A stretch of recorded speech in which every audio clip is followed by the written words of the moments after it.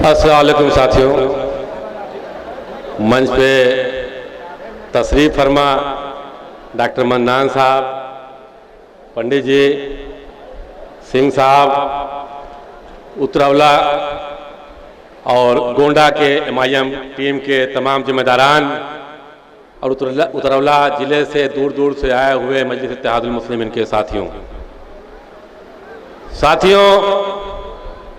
उत्तर प्रदेश में इस समय हिंदू हृदय सम्राट बाबा की सरकार है और दिल्ली में भी हिंदू हृदय सम्राट मोदी जी की सरकार है। लेकिन आज हमको मजलिस इत्तेहादुल मुस्लिमीन की जरूरत क्यों है, इस बात को मैं दो बात में समझाना चाहता हूं।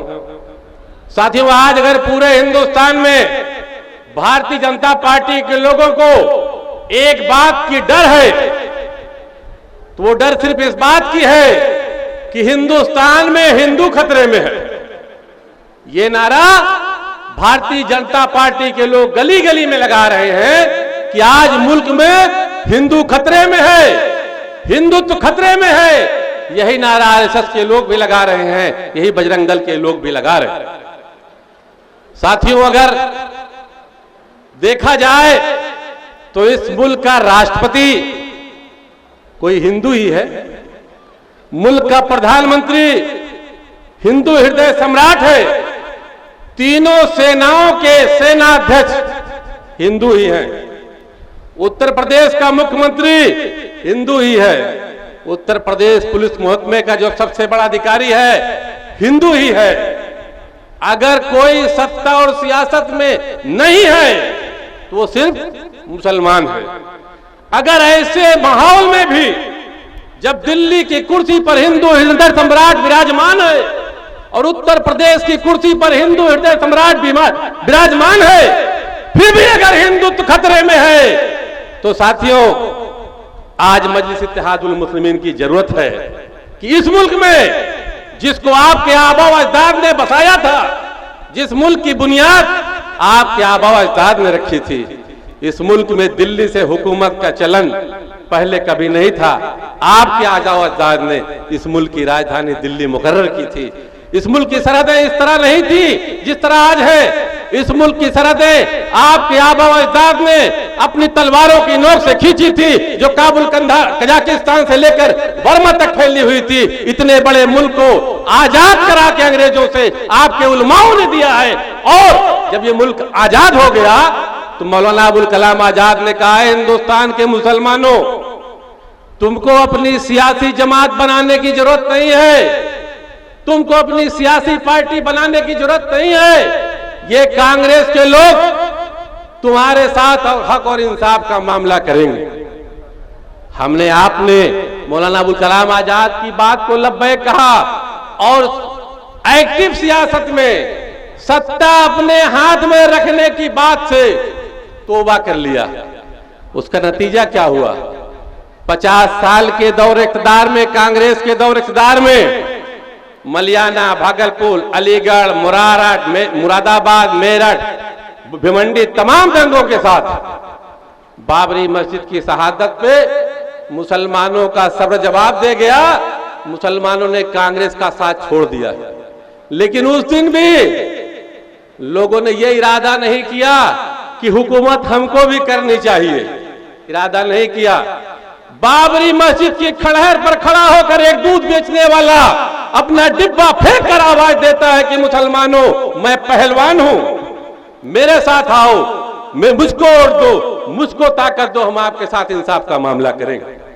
चूंकि मुसलमानों के दिमाग में इस बात का कोई गहम गुमान भी नहीं था कि हमको भी हुकूमत करनी चाहिए, लिहाजा जो भी आ रहा उसको उन्होंने मौका दिया।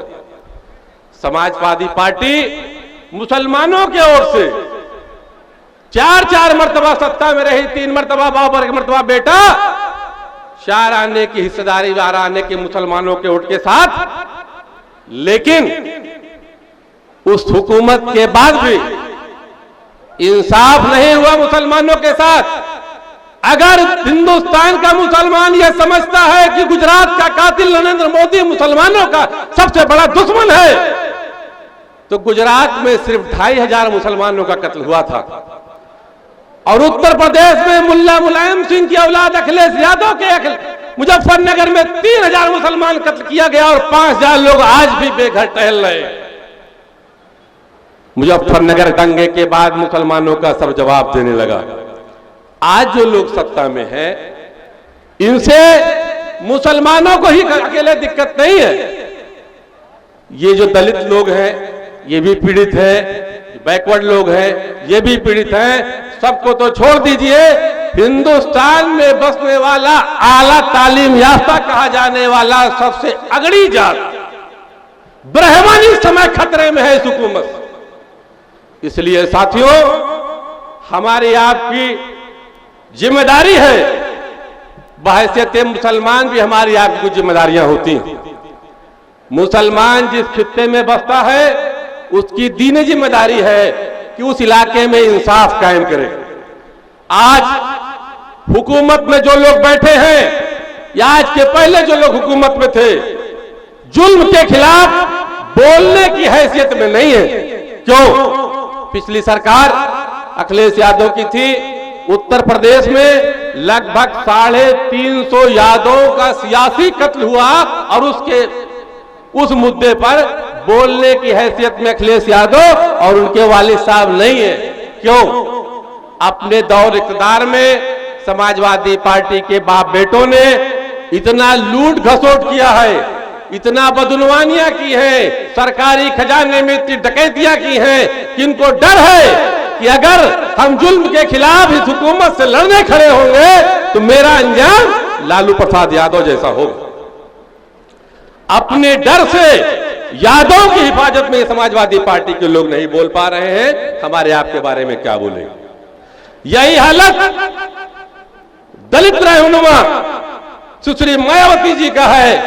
उत्तर प्रदेश में दलितों के साथ जुल्म हो रहा है और मायावती अपने एसी के कमरे से बाहर निकलने की तो बात छोड़िए, अपने मोबाइल पे ट्वीट तक नहीं करती। क्यों?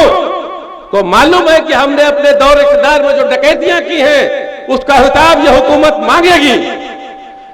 आज जरूरत इस बात, भारतीय जनता पार्टी चाहती यह है कि समाज को हिंदू मुसलमान में डिवाइड कर दिया जाए। सपा बसपा के लोग चाहते हैं कि समाज को कास्ट में डिवाइड कर दिया जाए। एक वेलफेयर स्टेट के लिए जो सबसे बड़ी जरूरत है कि सब लोगों के साथ इंसाफ हो, उसकी बात न कांग्रेस के लोग कर रहे हैं, न समाजवादी पार्टी के लोग कर रहे हैं, न बसपा के लोग कर रहे हैं, न भारतीय जनता पार्टी करने की हैसियत में है।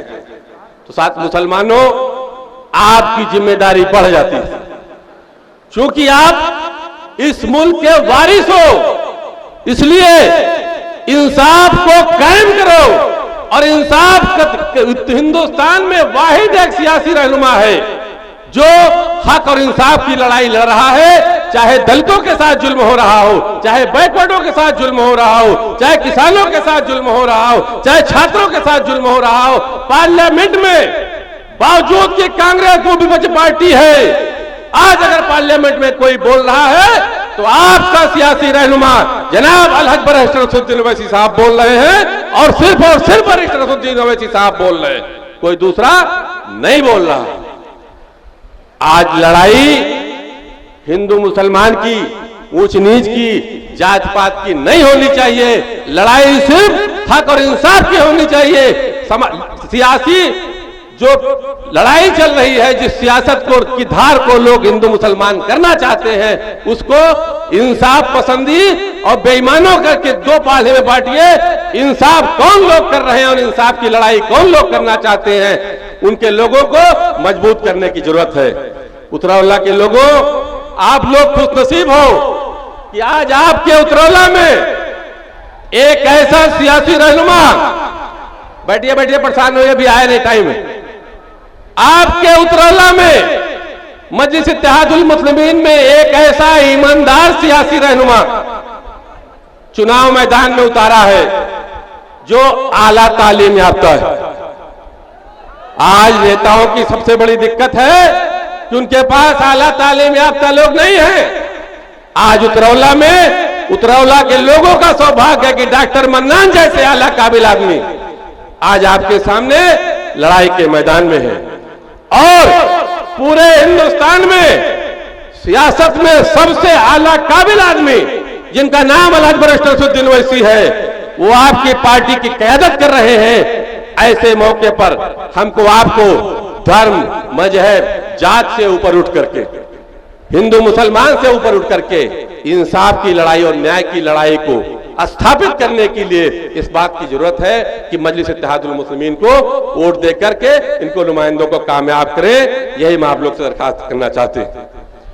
साथियों, अगर अब आपको यह तय करना है कि क्या उतरौला से किसी काबिल, आला तालीम याफ्ता एक अच्छे इंसान को आप विधानसभा में भेजेंगे, या आज के पहले जिस तरह के लूट घसोट और बेईमान लोग रहे हैं ऐसे लोगों को भेजना चाहते हैं, ये फैसला आपके हाथ में छोड़ा जाता हूं। इन्हीं बातों के साथ मैं अपनी बात खत्म करता हूं। खुदा।